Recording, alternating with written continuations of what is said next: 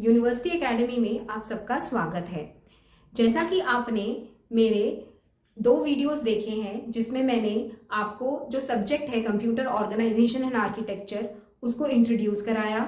फिर दूसरे वीडियो में मैंने पहला टॉपिक जिसको हम कहते हैं functional units of digital system, इसके बारे में जानकारी दी। अब उसके ही कनेक्शन में दूसरा टॉपिक समझते हैं जिसको हम कहते हैं सिस्टम बस आर्किटेक्चर एंड आर्बिट्रेशन। ये 2 टॉपिक्स हैं। हम सबसे पहले सिस्टम बस आर्किटेक्चर की बात करेंगे आज के वीडियो में, और इसके नेक्स्ट वीडियो में हम बात करेंगे सिस्टम बस आर्बिट्रेशन के बारे में। तो आपने पिछले वीडियो में ध्यान दिया होगा, जब मैंने functional units of a digital system बताया था, मैंने आपसे सिस्टम बस के बारे में जानकारी दी थी। तो आज हम उस सिस्टम बस से ही शुरुआत कर रहे हैं कि ये सिस्टम बस है क्या, ये क्या काम करता है, इसका कोई आर्किटेक्चर है, इसको रखने का मशीन में कोई बेनिफिट है या इसके कोई डिसएडवांटेजेस हैं। तो आइए शुरू करते हैं आज का वीडियो। आपको इस टॉपिक के हैंड रिटन नोट्स चाहिए तो नीचे दिए गए डिस्क्रिप्शन लिंक को जरूर क्लिक कीजिए और डाउनलोड कर लीजिए। तो अगर मैं सिस्टम बस की बात करती हूं तो पिछले वीडियो में आपने देखा होगा, मैंने सिस्टम बस को ये कहकर आपको समझाया था कि मुख्यतः कंप्यूटर लेआउट के 3 मुख्य मॉड्यूल्स होते हैं। पहला प्रोसेसर, दूसरा मेमोरी और तीसरा आईओ। मैंने आपको ये भी बोला था कि ये जो फंक्शनल मॉड्यूल्स हैं ये आपस में कनेक्टेड होने चाहिए, क्योंकि एक मॉड्यूल से डाटा दूसरे मॉड्यूल को ट्रांसफर होना जरूरी है। तो क्योंकि इन तीनों के साथ इंटीग्रेशन बहुत जरूरी है, उस इंटीग्रेशन करने वाले मॉड्यूल को ही हम सिस्टम बस कहते हैं। मतलब वो चैनल देता है for one module to communicate with the other module. तो आइए एक फिगर के जरिए इस टॉपिक को और ज्यादा समझने की कोशिश करते हैं। अगर आप ये फिगर को ध्यान से देख सकते हैं तो ये एक सिस्टम बस है। मतलब ये एक ऐसा चैनल बनाया गया है मशीन के अंदर जिस पे सिर्फ डाटा पास होता है। अब किसका डाटा पास होता है ये दूसरी बात है, लेकिन मेरे पास एक ऐसा चैनल है मशीन में जो मुझे मौका देता है कि मेरा मॉड्यूल अगर कुछ डाटा लेना चाहता है तो उस चैनल पे रख के ले। अगर प्रोसेस्ड इंफॉर्मेशन जो मेरा प्रोसेसर रिजल्ट बनाता है उसको बाहर देना चाहता है तो भी इस चैनल पे डाटा डाल सकता है। तो इसको हम सिस्टम बस कहते हैं। तो अगर आप फिगर को ध्यान से देख सकते हैं तो सिस्टम बस कुछ इस प्रकार से आपको नजर आएगा, जहां पर एक मॉड्यूल आपका प्रोसेसर कनेक्टेड होगा, उसके साथ इनपुट डिवाइसेस कनेक्ट होंगे, आउटपुट डिवाइसेस कनेक्ट होंगे और मेमोरी कनेक्टेड होगी आपके सिस्टम बस के साथ। ये सारे आपके वही मुख्यतः मॉड्यूल्स हैं जो हमने आर्किटेक्चर के लेआउट में फिक्स करे हैं। ये सारे मुख्यतः मॉड्यूल्स सिस्टम बस के साथ कनेक्टेड रहते हैं। क्यों? क्योंकि हर मॉड्यूल कुछ डाटा दूसरे मॉड्यूल को देना चाहता है। जैसे for example input device data user से लेकर वो डाटा यहां पर पास करते हुए मेमोरी को देना चाहता है। मतलब कम्युनिकेशन इन दोनों डिवाइस की होनी चाहिए। मतलब इसके पास एक डाटा है जो वो मेमोरी को देकर स्टोर कराना चाहता है, फिर मेमोरी उसको प्रोसेसर को देगी फॉर प्रोसेसिंग। तो यहां पर ये जो कम्युनिकेशन है ये डाटा का कम्युनिकेशन है। तो डाटा के कम्युनिकेशन के लिए वो क्या करेगा, अपना पूरा डाटा इस बस पर डालेगा जो कि फ्लो होता हुआ मेमोरी तक पहुंचेगा। तो सिस्टम बस अगर नहीं रहा मशीन में तो मेरे पास एक चैनल फॉर कम्युनिकेशन नहीं रहेगा। तो उसका सीधा मतलब इतना है कि ये जो मॉड्यूल्स हैं आपस में डिस्कनेक्टेड रहेंगे। तो आर्किटेक्चर चाहे बहुत बढ़िया हो, लेकिन अगर आपस में इंटीग्रेटेड नहीं हो मॉड्यूल्स तो उस आर्किटेक्चर का कोई यूज होता नहीं है। तो ये है इंपॉर्टेंस सिस्टम बस की। तो सिस्टम बस सिर्फ एक चैनल है अगर मैं टेक्निकली सिस्टम बस को डिफाइन करूं तो system bus is a channel for communicating data from one functional unit to the other functional unit of a digital system. तो अगर मैं सिस्टम बस की बात करूं तो क्या ये हार्डवेयर है? बिल्कुल। क्या इसको डिजाइन किया जाता है? बिल्कुल। ये कहां पाया जाता है? ये मशीन के अंदर मिलेगा आपको, लेकिन ये हार्डवेयर है, ये कनेक्टिंग वायर्स के साथ डिजाइन किया जाता है। तो अगर मैं सिस्टम बस के ऊपर एक कैपेसिटी की बात करूं, मतलब है तो एक चैनल, जैसे फॉर एग्जाम्पल हम किसी रोड पर चल रहे हैं तो रोड की भी एक लिमिट होती है जहां पर वो ट्रैफिक को अलाउ करती है, अगर मैं इसको कॉमन टर्म्स में रिलेट कर पाऊं तो। उसके बाद अगर फिर भी कोई गाड़ी रोड पर जाना चाहती है तो वहां पर जाम लग जाता है। सिमिलर टर्म्स में ये भी एक रोड की तरह है जहां पर डाटा एक मॉड्यूल से दूसरे मॉड्यूल कम्युनिकेट हो रहा है। तो जाहिर सी बात है इस सिस्टम बस की भी एक कैपेसिटी होती है और इस सिस्टम बस की भी स्पीड होती है। तो जनरली अगर आपने देखा, मैंने यहां पर बोर्ड पे लिखा हुआ है कि इसकी स्पीड हम मेगा हर्ट्ज में मेजर करते हैं, मतलब 10 सेकेंड में कितना डाटा मेरा सिस्टम बस एक मॉड्यूल से दूसरे मॉड्यूल तक पहुंचा रहा है, किस स्पीड पर, उसको हम मेगा हर्ट्ज में मेजर करते हैं। मतलब इतने टाइम स्पैन में कितना डाटा एक फंक्शनल यूनिट से दूसरे फंक्शनल यूनिट तक पहुंचाया गया।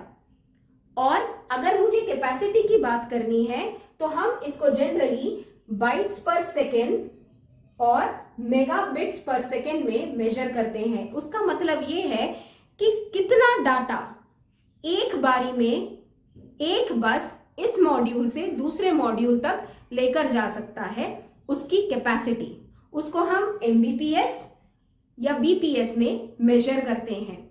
अगर हम कहें कि यहां पर 20 एमबीपीएस का ही डाटा वो अफोर्ड कर सकता है, इसका मतलब सिर्फ 20 एमबीपीएस का ही डाटा इस बस पर जा सकता है, चाहे वो किसी भी मॉड्यूल से आए। 20 से ऊपर वो ओवरलोडेड हो जाता है, उसका सीधा मतलब इतना होता है। स्पीड को मेजर करने के अलग पैरामीटर्स हैं, कैपेसिटी को मेजर करने के अलग पैरामीटर्स हैं। तो सिंपल और क्लीन शब्दों में अगर मैं सिस्टम बस के बारे में पूछना चाहूं, क्या ये आर्किटेक्चर का अहम हिस्सा है? जी हाँ। अगर ये हिस्सा ना रहे आर्किटेक्चर में तो मेरे कंपोनेंट्स जो हैं, जिनको हम फंक्शनल यूनिट्स भी कहते हैं कंप्यूटर का, डिस्कनेक्टेड हो जाएंगे। उनको सेम प्लेटफॉर्म पे लाने के लिए एक ऐसे चैनल की जरूरत है जो कि मॉड्यूल्स के बीच कम्युनिकेशन आसान करता है। ऐसा ही एक चैनल सिस्टम बस है। दूसरा प्रश्न, क्या हम सिस्टम बस डिजाइन कर सकते हैं? जी हाँ। क्या हम सिस्टम बस का आर्किटेक्चर पढ़ सकते हैं? जी हाँ। सिस्टम बस का अपना आर्किटेक्चर होता है जो हम अगले वीडियो लेक्चर में जरूर देखेंगे। चौथी बात, सिस्टम बस के फायदे क्या हैं? तो अगर आप बोर्ड पे देख सकते हैं तो मैंने सिस्टम बस के बेनिफिट्स लिखे हैं। सबसे पहला बेनिफिट है कि ये इकोनॉमिकली फीजिबल है, मतलब बहुत ही कम कॉस्ट के साथ एक सिस्टम बस बनाया जा सकता है। दूसरा बेनिफिट ये है कि पोर्टेबल है।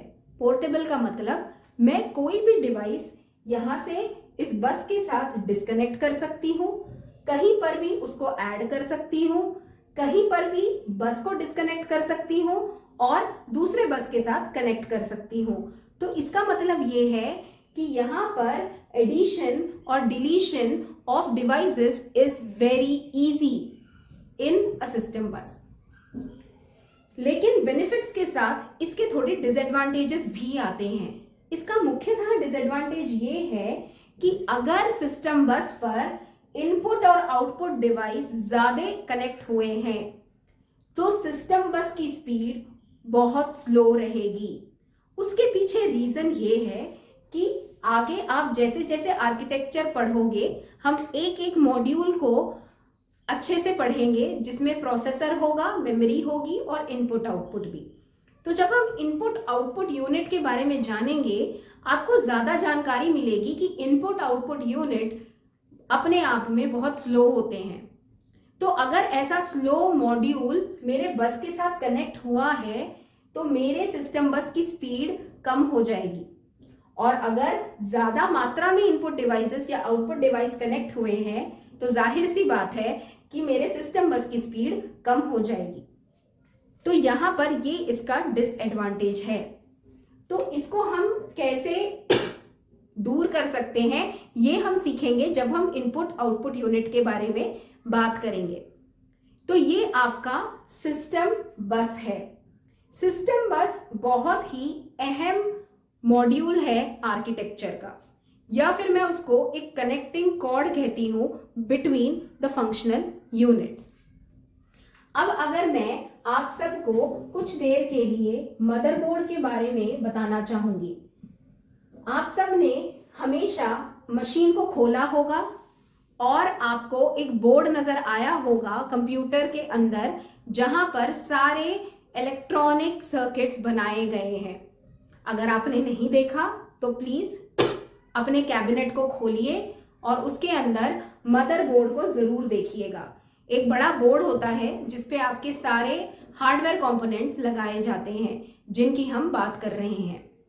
तो वहां पर एक मॉड्यूल प्रोसेसर के लिए दिया जाता है, मतलब एक स्लॉट उस बोर्ड के ऊपर प्रोसेसर के लिए ही होता है। वहां पर प्रोसेसर फिक्स किया जाता है। उसके अलावा मेरे पास स्लॉट्स होते हैं मेमोरी के लिए भी, और जैक्स होते हैं इनपुट और आउटपुट के लिए। इसके अलावा मैंने बहुत छोटे छोटे कनेक्टिंग लाइंस दिखते हैं बोर्ड के ऊपर जो एक मॉड्यूल से दूसरे मॉड्यूल को कनेक्ट करते हैं। ये जो लाइंस होते हैं इन्हीं को हम सिस्टम बस कहते हैं। बहुत बार मुझे बच्चों के ये प्रश्न आते हैं कि मैम हम जो ये बस आर्किटेक्चर पढ़ रहे हैं या बस आर्बिट्रेशन पढ़ रहे हैं, लेकिन जब हम कैबिनेट को खोलते हैं हमें सिस्टम बस नजर नहीं आता। सिस्टम बस इसीलिए नजर नहीं आता because it is fabricated on the motherboard, क्योंकि आज की डेट में हम माइक्रो प्रोसेसर वाली जनरेशन में हैं, when everything has come on to a single chip.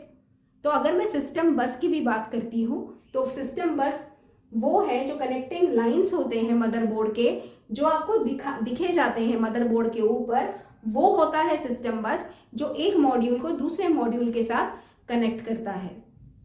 तो ये थी जानकारी सिस्टम बस आर्किटेक्चर के बारे में। आर्बिट्रेशन एक अलग टॉपिक है, उसको हम अगले वीडियो में पढ़ेंगे। फिर हम ये देखेंगे कि आर्किटेक्चर और आर्बिट्रेशन दोनों जब क्लब होते हैं तो पूरा सिस्टम बस कैसे काम करता है। तो ये था आज का टॉपिक सिस्टम बस आर्किटेक्चर। आशा करती हूँ कि आपको कुछ जानकारी इसके बारे में प्राप्त हुई होगी। अगर आपको मेरा वीडियो पसंद आए तो लाइक, शेयर और सब्सक्राइब जरूर कीजिए। जुड़े रहिए मेरे साथ अगले वीडियो में जब हम बस आर्बिट्रेशन की बात करेंगे। धन्यवाद। Have a great day.